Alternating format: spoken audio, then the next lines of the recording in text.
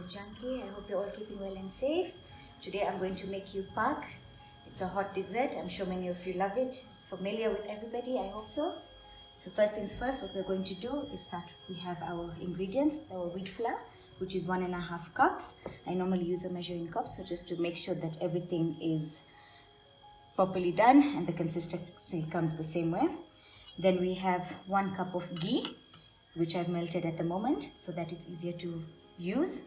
And then we have jaggery, which is also known as ghee. I'm sure most of you are familiar with it. This is 1/2 cup. And then we have our desiccated coconut. This is just lightly for garnishing our paak at the end of it all. And you can put as much as you want, of course, depending how much you like.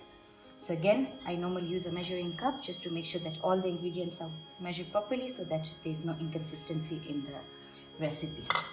Okay, here we go. So first things first, we're going to light our fry.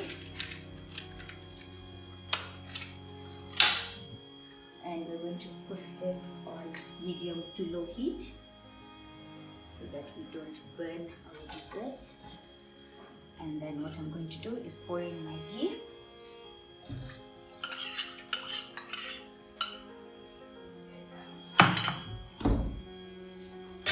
So as you can see, the ghee is melted already, but we'll let it melt a little more to get a little bit hot now. You see now my ghee is melted quite well. Very liquidy and ghee. Now what we're going to do is add our flour in batches, because when we do it all together then it can form lumps, and that would be very nice to have at the end. So what you want to do is also consistently mix it so that all the flour is nicely melted and cooked together, as well as cooked well. You don't want to have any lumps or any floury taste in your mouth once this is done. So as you can see, slowly put that in batches. You see nicely just folding into the ghee very nicely, and at the same time you can smell it.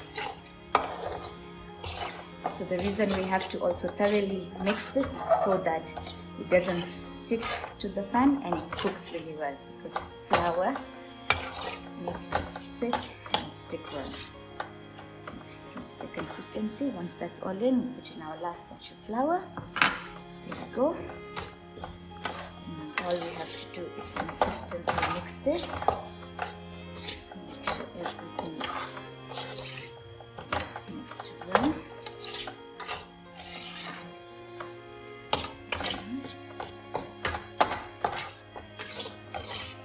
So right now, well. So see now it's cooking really well. Starting to change color.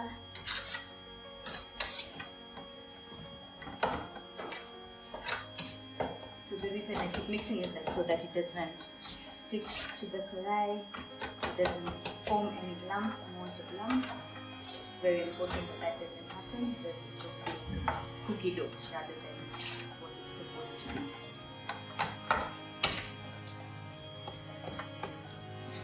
It's changing color slightly, slowly.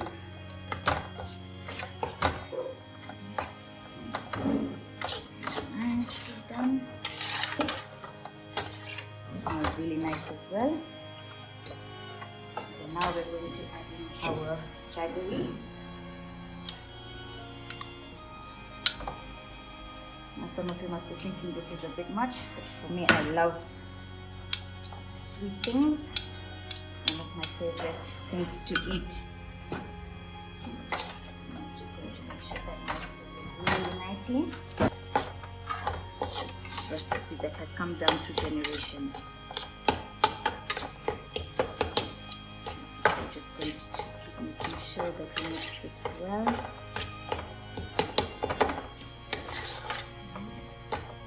Now what we're going to do is just keep mixing this slowly until it changes color to a slight light brown.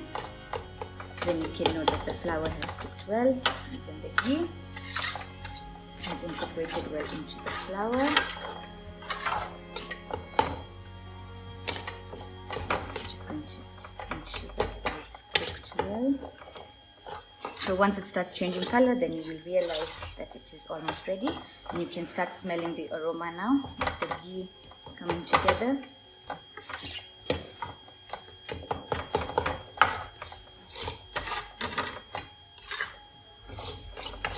Prefer using a non-stick pan so that it all comes together and it doesn't stick down, because once it does, then it starts forming lumps, and that's not something you want.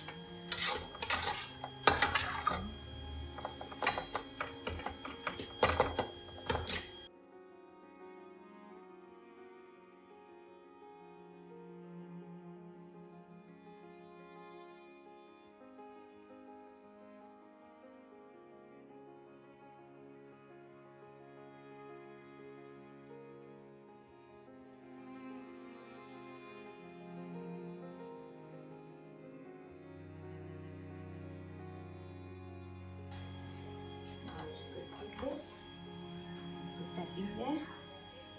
As you can see, everything is out so that it doesn't stick. Like I said, you'd rather want to use a nice non-stick pan. This in there. What usually happens is something my mom taught me, a trick. You normally take this and then you put it down and you line it and you press it down so it's evenly placed. It sticks properly to the pan as well. And it comes out evenly. So you can see the color looks beautiful. Very brown and ready.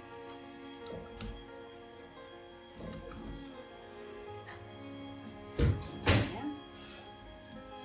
And then what we're going to do is take our desiccated coconut, which I showed you earlier, and just garnish it well over the top. Again, this you can use as much as you want depending how much you like. You can put nuts, whatever you like on top of this. Coconut has been the traditional garnish, but again,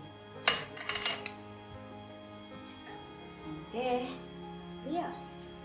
This is Paak. Now what we're going to do is just leave it to set for about 20 minutes or so, and then we can cut it into pieces and it's ready to eat. Thank you guys. Bye.